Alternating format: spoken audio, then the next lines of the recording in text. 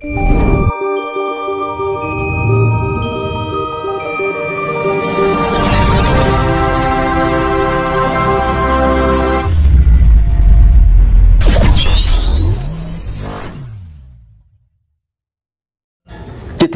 Arok pada tahun 1400.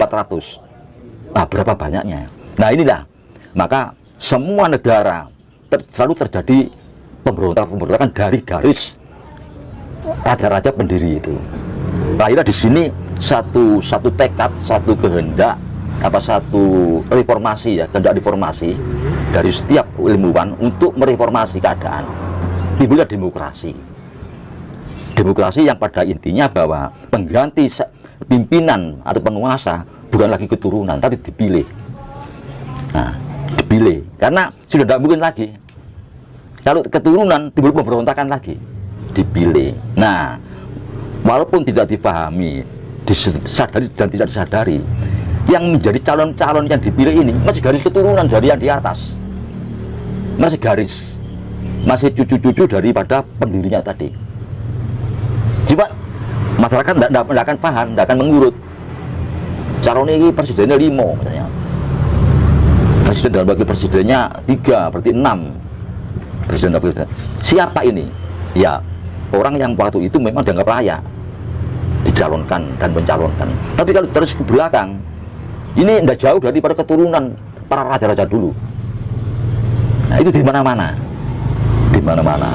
Nah, ini yang sering terjadi, maka dibuat demokrasi dengan dari pilihan itu. Nah, ini sekarang kembali kepada Bapak Tanah Jawi tadi, di mana pada akhir Majapahit itu timbul satu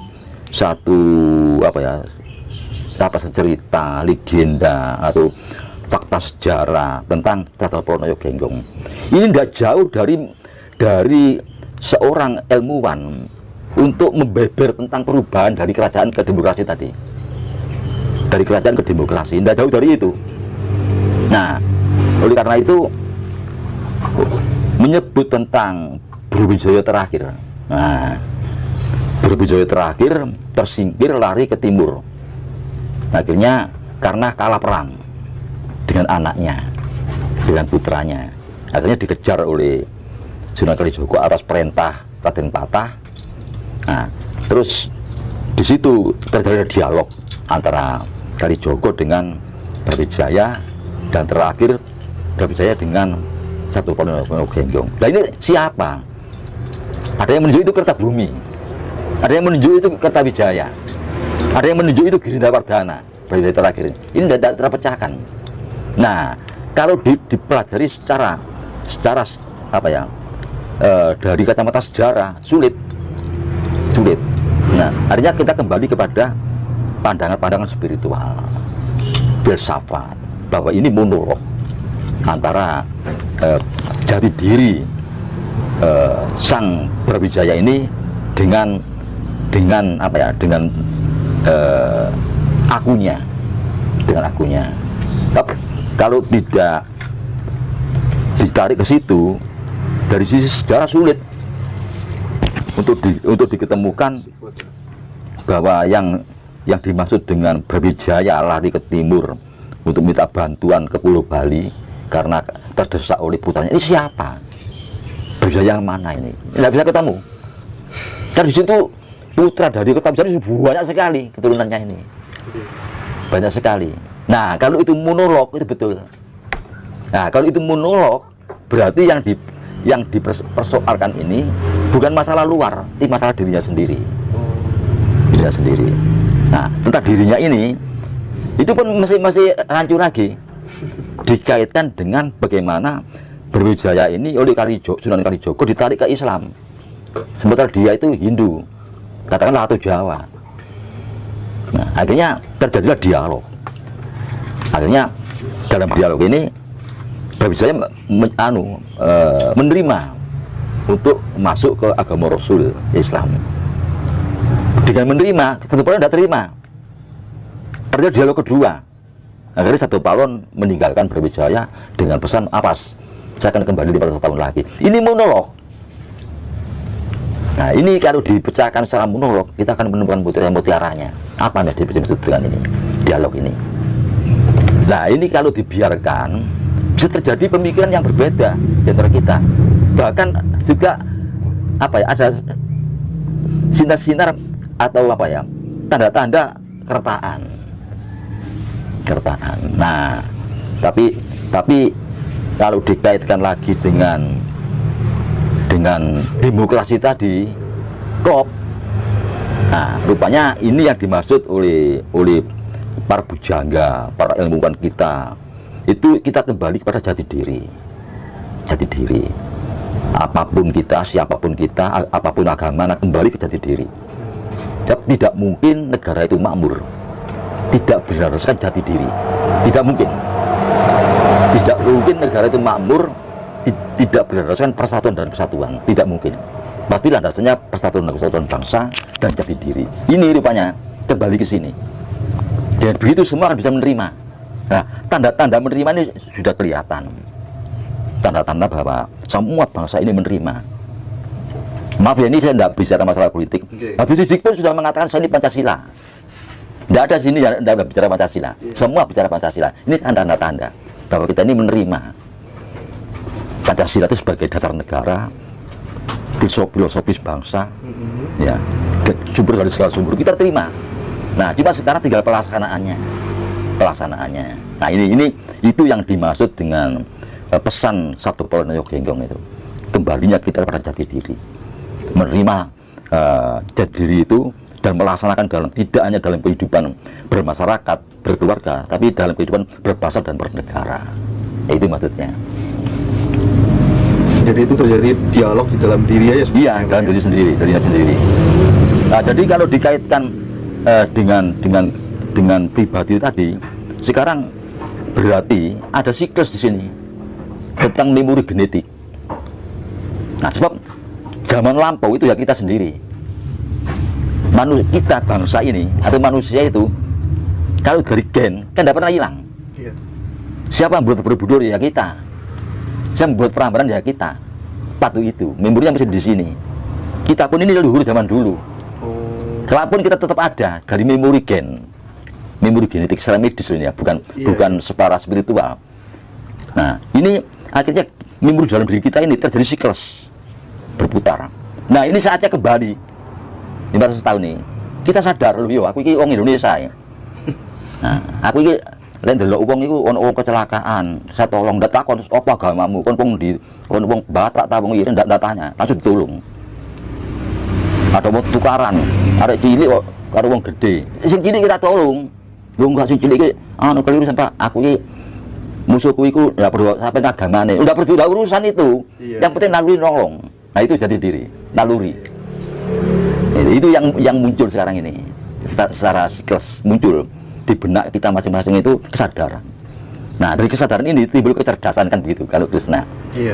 Kecerdasan ini dari ilmu pengetahuan dan pengalaman.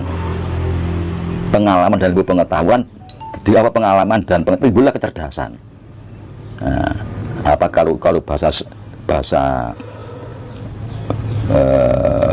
psikologinya itu kecerdasan. Nah, ini yang muncul. Jadi kecerdasan memori ini muncul kita karena siklus tadi. Tanpa diajari muncul kesadaran bahwa kita ini satu bangsa yang punya jati diri. Di mana-mana bermunculan. Sudah dilawan ini karena siklus. Itu yang saya maksud dengan kembalinya Sabto Polono Genggong tadi.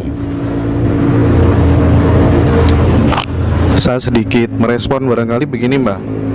Kita tahu bangsa Yahudi itu kan cerdas-cerdas, ya kan? Ada tesis juga yang mengatakan bahwa sumbernya mereka itu ya dari kita sendiri, gitu. Nah, ada kalau kita komparasikan begitu luar biasa kecerdasan mereka itu kan dikenal oleh dunia gitu. Nah, jangan-jangan ada sesuatu yang disembunyikan, Mbak. Bagaimana supaya kemudian orang Jawa khususnya tidak mengetahui cara untuk kemudian memberikan sebuah treatment kepada diri agar benar-benar kita dikaruniai sebuah kecerdasan yang luar biasa. Nah, kalau dari perspektif Mbah Gatot sendiri, caranya bagaimana sih sebenarnya supaya otak itu kemudian bisa cerdas sehingga bingung terhadap sesuatu hal, misalnya tentang kesejatian dan lain sebagainya. Oh, kita ketemu sendiri. Itu treatmentnya bagaimana, Mbah? Kan apa ya, kehidupan kita bersama sebagai manusia ini kan tidak selalu mulus ya. Kalau dikaitkan dengan antar bangsa, ada juga ganjalan-ganjalan. Nah, cuma kembali tergantung kesadaran dan kecerdasan kita. Nah, memang tidak mustahil karena hidup ini yang dicari kan pangan ya. Orang itu harus makan. Tidak boleh orang itu kehilangan makanan sehingga berebut panganan. Nah, di Jawa itu jelas sandang pangan, papan. 3 ini pokok. Ini buat rebutan. Bukan kita butuh pesawat terbang, butuh satelit. Karena pokok pertama itu sandang pangan, papan.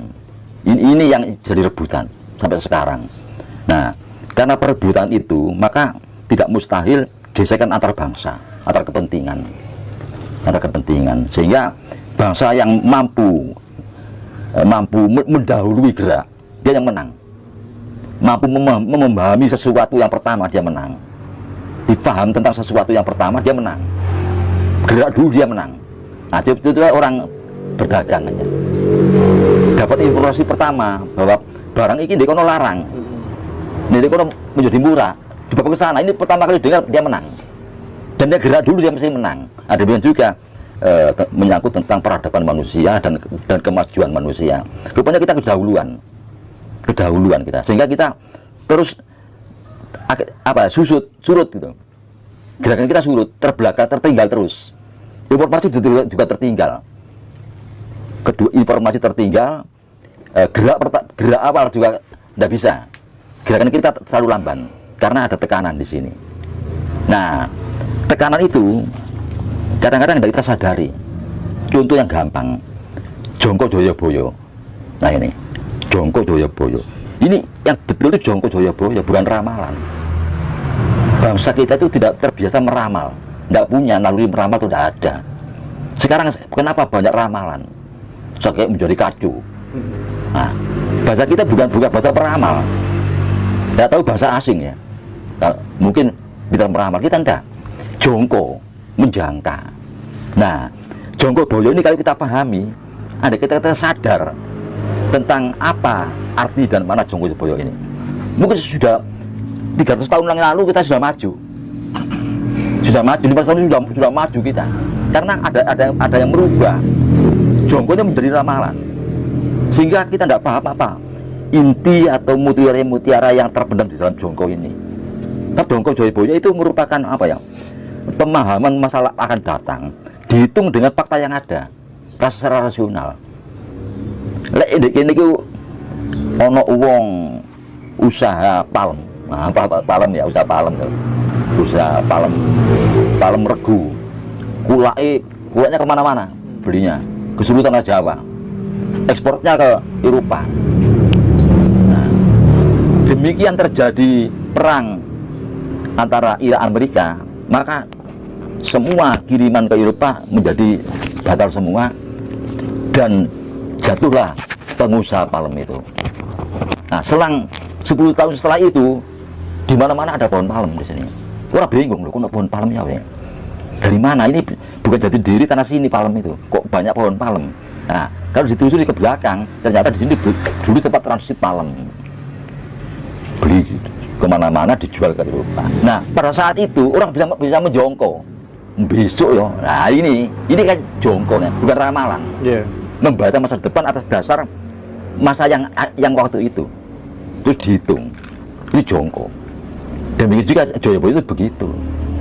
Ono kereta melaku perjalanan mabutan polar, tanah Jawa kalikan besi, kali ilang kedua perjalanan kuman. Ini jongko, bukan ramalan ya. Jongko. Iya. Akhirnya ada laboratorium untuk meneliti bagaimana membuat pesawat terbang, membuat mobil. Ini mestinya. Kenapa jadi ramalan? Nah, ini ada sesuatu yang merubah menjadi ramalan, ditunggu. Akhirnya kita tidak maju. Kalah cepat dengan mereka. Actionnya yang kurang. Iya, actionnya kurang. Dan tidak tanggap kalau ini jongko. Bukan ramalan. Bahkan sekarang kita ini dianggap bahasa peramal. Ngelamun, meramal sehingga enggak, akhirnya kacau. masyarakat ini menjadi tidak karu-karuan jadinya itu loh. Iya, iya. Itu.